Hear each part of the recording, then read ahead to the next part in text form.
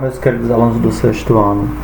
Hoje, a nossa aula que vai abordar ainda o capítulo 4, o planeta Terra por fora, a gente vai ver um pouco sobre a água, o tempo e o clima, beleza? Quando a gente fala da água, é a substância basicamente mais abundante no nosso organismo, certo? E ela é essencial para a manutenção da vida, né? Quando a gente vê a distribuição da água no planeta Terra, a gente percebe que a maior quantidade da água, cerca de 97%, ela é salgada, certo? E menos de 3% é o que resta da água doce, entre aspas, certo? Que não é água realmente doce. A água pura, ela não tem sabor. E quando a gente pega essa pequena quantidade da água doce que tem, gera-se uma pergunta: onde se encontra a maior quantidade dessa água doce? Será nos rios e lagos, nos aquíferos, né, na região subterrânea? Na realidade, a maior quantidade de água doce, né, entre aspas, ela vai ser encontrada nas geleiras e calotas polares, certo? Não é em rio, não é em lago, são nas calotas polares e geleiras. Lembrem-se disso. Quando a gente estuda a molécula da água, é muito fácil a gente lembrar que a molécula da água é representada pela fórmula H2O, não é? Que significa o quê? Que o átomo de oxigênio se liga a dois átomos de hidrogênio, aí H2O, 2 hidrogênio, 1 oxigênio, certo? Essa molécula, a gente diz que ela é polarizada. O que é isso, tio Carlos, uma molécula polarizada? Aqui a gente tem a gravura, né, da molécula. Ela não está mostrando, mas existem cargas elétricas nessa molécula. O lado do oxigênio, ele representa uma carga negativa, é como se tivesse um menuzinho aqui. E o lado do hidrogênio é carga positiva, imagina que tem mais aqui embaixo. O que é polo? Polo sul e polo norte, ou seja, está esse lado oposto. Quando a gente diz que a molécula é polarizada, significa dizer que cargas elétricas estão direcionadas a polos diferentes. De um lado, carga negativa, de um outro, carga positiva. Além disso, a molécula de água se liga a outras 4 moléculas de água. Beleza? Ela consegue fazer a ligação com outras moléculas. Quando a gente estuda o ciclo da água, acredito que isso aqui não seja nenhuma surpresa para vocês. Se a gente começar pelo momento em que cai a água em forma de chuva, essa água que cai em forma de chuva, ela pode formar açudes, né, lagos, ela pode preencher também esses rios e lagos e açudes que estão já secando. Essa água pode ir para o mar, essa água se infiltra no solo. Além de essa água que cai, ela pode ser consumida pelos seres vivos, né, fazer parte do organismo desses seres vivos. Quando essa água cai, né, essa água ela vai passar também por um processo de evaporação, ou seja, quando a radiação solar ela entra em contato com a água, essa água vai evaporar. Quando esse vapor sobe, entrando em contato com a região fria lá em cima na atmosfera, esse vapor d'água vai começar a formar as nuvens, né, por meio das gotículas de água, até chegar um momento em que vai se precipitar e cair novamente em forma de chuva. Aí dá-se início novamente o ciclo da água, beleza? Bem resumidamente, porque eu acredito que isso aqui não seja nenhuma novidade para vocês. Algo importante a se falar, né, nessa água que cai, se infiltra, existe um aquífero que é chamado Aquífero Guarani, né? É basicamente um dos maiores tesouros nacionais, né, do nosso país. No entanto, ele também vamos dizer assim, ele demarca outras regiões, indo do Brasil, indo para a região do Paraguai, da Argentina e do Uruguai. Mas a maior parte desse aquífero Guarani, ele se encontra dentro do nosso território brasileiro, pegando a região do Mato Grosso, Goiás, Mato Grosso do Sul, São Paulo, certo? Santa Catarina, Rio Grande do Sul, enfim, né?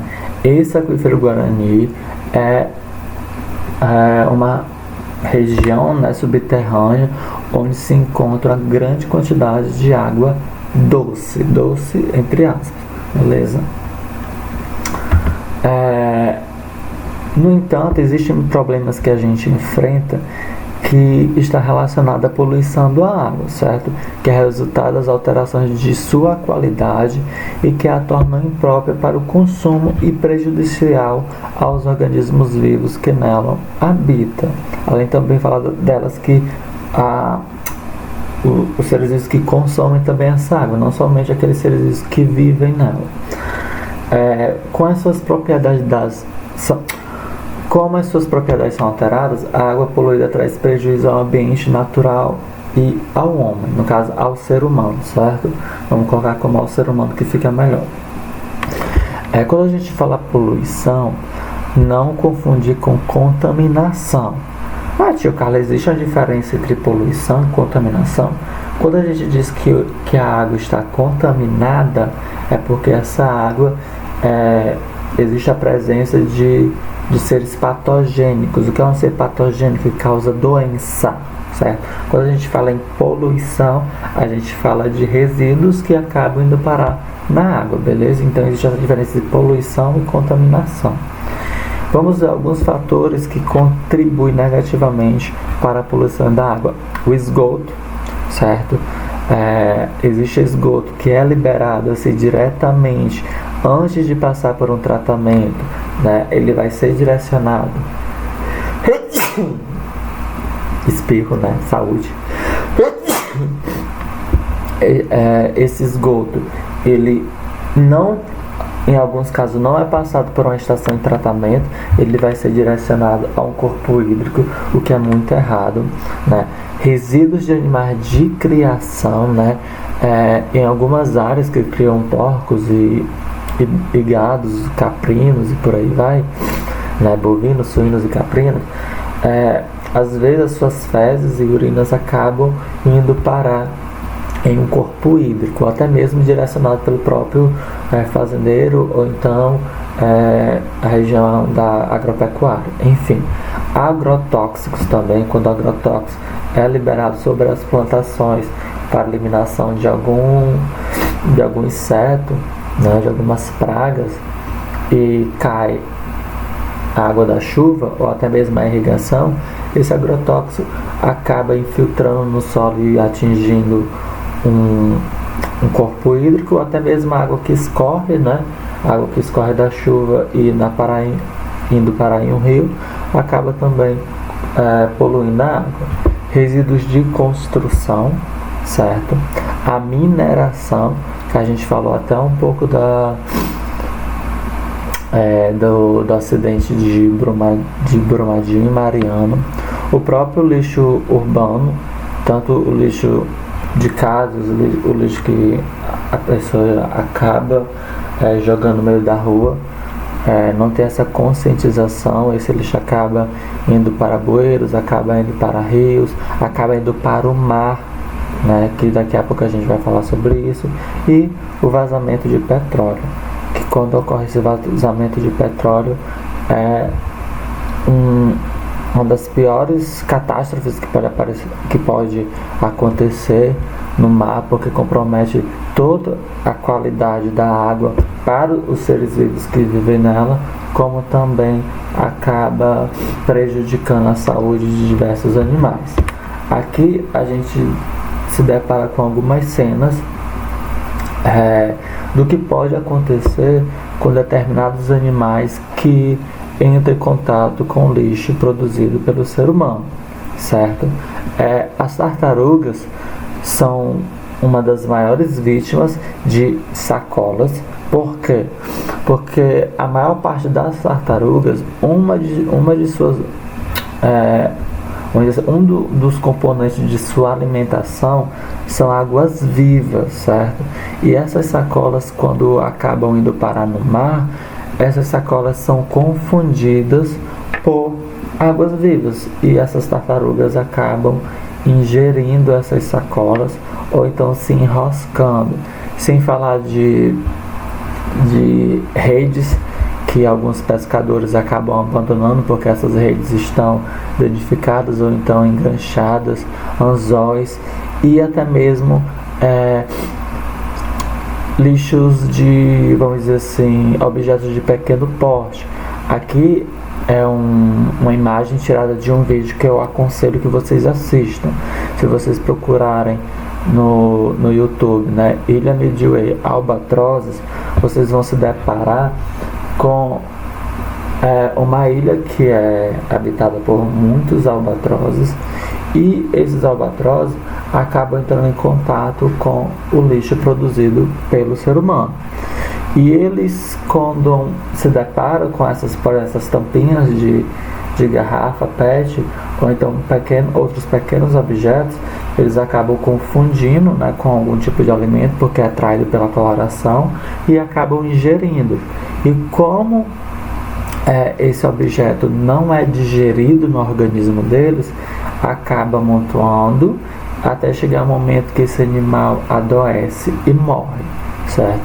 Então tem todo um documentário mostrando essa situação dos albatrozes, que eu aconselho vocês assistirem, certo?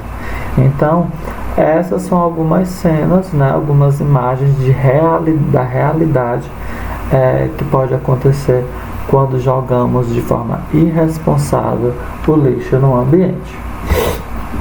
E que medidas podemos tomar para amenizar essa situação? Não descartar o óleo de cozinha no ralo, evitar o máximo possível. Existem, vamos dizer assim, pequenas instituições, grupos de pessoas que trabalham transformando o óleo de cozinha em uma espécie de sabão caseiro. Então, se você conhece alguma pessoa que trabalha com isso, guarde esse óleo, né, e doe para essa pessoa para produzir o sabão. Isso já é uma forma de mitigar, né, amenizar toda essa poluição. Evitar ao máximo usar pesticidas ou herbicidas nas plantas. Mas tio Carlos, como é então que a gente vai combater insetos e pragas se a gente não usar veneno? Existem receitas caseiras que utilizam, por exemplo, o NIM, a cebola, o alho, que são formas de, até mesmo um pouco de detergente misturado com isso, que são formas de combater determinadas espécies de pragas, né? É algo que é um pouquinho a longo prazo, mas funciona, e já é uma forma de você evitar essa poluição. Colocar o lixo no local adequado, além também de amarrado em uma sacola bem vedada, certo? Sem deixar esse lixo espalhar. Não jogar nenhum material quando for à praia, porque esse material acaba indo para o mar, e a gente já viu no slide anterior algumas coisas que podem acontecer. Não descartar medicamento ou outros materiais no vaso sanitário, certo? Reduzir o desperdício de água, né? Toda aquela questão de escovar dente, quando for tomar banho e estiver passando shampoo ou sabonete, fechar o chuveiro, enfim, coisas básicas que a gente já escuta há muito tempo, né? E quem vive em uma região que tem mais plantas, vamos dizer assim, mais rural, evitar um pouco a erosão. Como assim, tio, a erosão? Se a gente tira a cobertura vegetal de uma determinada região, deixando, vamos dizer, só a areia, o solo, né, a argila, quando a água cai, né, da chuva, essa água leva muita areia para os rios, e esses rios vão ficar com tanta areia que ele vai subir a margem da água. Então vai tirar a cobertura daquele solo. Então isso não é legal, beleza? Vamos agora falar sobre tempo e clima. Existe uma diferença entre tempo e clima. É muito comum a gente escutar assim, nossa, hoje está chovendo, está um clima bem agradável. Isso é completamente errado. Quando a gente se refere a algo momentâneo, passageiro, a gente dá o nome de tempo. Clima é aquilo que pertence a uma determinada região e ela dificilmente vai variar, né? Ela sofre alterações, sofre devido à ação do ser humano, mas de modo geral ela é caracterizada por determinadas características bem peculiares. Por exemplo, quando eu digo assim, o clima da região do Nordeste ou da Caatinga é semiárido, certo? O nosso clima é semiárido. Então esse clima, ele não vai ser polar, ele não vai ser subpolar, ele vai ser semiárido, é aquele clima pertencente àquela região. Agora, quando eu falo que hoje está frio ou hoje está quente, você percebe, hoje, então é hoje, amanhã não sei, ou ontem não foi desse jeito. Então isso é tempo, ele sofre alterações constantemente. Hoje está chovendo, tempo. Amanhã vai fazer sol, então eu vou colocar roupa para secar. Isso é tempo. Agora, quando eu digo assim, Guaramiranga é frio, então, se Guaramiranga é frio, eu estou dizendo que aquela região sempre é fria, constantemente é fria. Então, isso eu estou me referindo ao quê? Ao clima. Agora, se eu disser assim, hoje em Fortaleza faz frio, eu estou querendo dizer que esse frio ele é passageiro. Então, ali estou me referindo a tempo, beleza? E quais são os tipos de clima? Certo? A gente tem, de certa forma, 10 tipos de clima, né? Vamos falar por cima aqui de alguns, como o clima equatorial, né? Que pode ser, quando a gente fala equatorial, a gente diz que pertence às regiões próximas ao Equador, como regiões principalmente como a África, e no Brasil caracterizado por um clima um pouco mais quente, né? Mas a chuva de forma abundante durante o ano. Temos também um clima tropical, trópicos de Câncer e de Capricórnio, certo? Apresenta uma temperatura média de 20 graus Celsius e a principal característica é que apresenta as 4 estações bem definidas. Você consegue perceber a passagem dessas estações do ano, certo? A gente encontra principalmente na região da Índia, Havaí, México e Austrália. A gente tem um clima subtropical, né, que são regiões abaixo do trópico de Capricórnio, e é marcado pela diferenciação térmica durante o ano, porque tem 4 estações também bem definidas. No Brasil, a gente encontra essa região no Mato Grosso do Sul, Paraná, Santa Catarina, Rio Grande do Sul, que sofrem influência sobre esse clima. A gente tem um clima temperado, que também vai apresentar as 4 estações bem definidas, né, com o próprio não é temperado como sazônico, não. É temperado que é bem dividido essas estações, certo? E é bem comum na região da Europa, América do Norte e Ásia. A gente tem um clima mediterrâneo, que é caracterizado por invernos curtos e de temperaturas baixas, variando de 0 a 15 graus Celsius. Meu sonho, né? 15 graus Celsius. E um verão bem longo, podendo alcançar 25 graus Celsius. Aí o período chuvoso é o de inverno e o seco ocorre no verão, embora o inverno seja breve e o verão seja longo, certo? Temos o clima desértico, né? No clima desértico, o calor com média de 30 graus Celsius de temperatura, que é a principal característica. A umidade do ar é bem baixa, chegando a apenas 15%, e as altas temperaturas ocorrem durante o dia, mas podem ser negativas durante o inverno. É bastante comum, por exemplo, no deserto do Saara, que se localiza na África, no Oriente Médio, a questão do Texas, né, da região da América. Enfim, temos o clima semiárido, que é muito comum na nossa região do Nordeste. Acho que não tem nem o que falar. A gente pode dizer que apresenta baixo nível pluviométrico, ou seja, baixos índices de chuvas, e apresenta basicamente duas estações, né, bem visíveis, que é a de um inverno chuvoso e a de um verão quente, certo? Temos o frio de montanha, que a gente pode ter como exemplo a Guaramiranga, certo? Que é também chamado de clima de altitude, ou seja, quanto mais alto for a região, né, quanto maior a altitude, essa região vai estar fria. Temos o clima polar, né, o clima de temperaturas negativas mais extremas, com o termômetro sempre abaixo de 0 graus, com média de 30 graus Celsius negativos, e que podem cair até 50 graus Celsius, Deus me livre, né? É muito comum, por exemplo, na Groenlândia e norte do Canadá, Alasca e Antártida.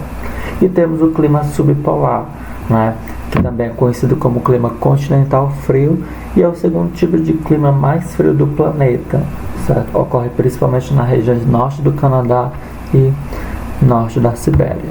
Então, como exercício, a gente tem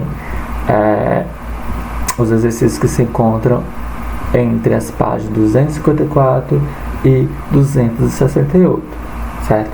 Não são os exercícios das páginas 264 e 268, são entre as páginas 254 e 268. Um forte abraço, um grande beijo, e vou ficando por aqui, e tchau, tchau.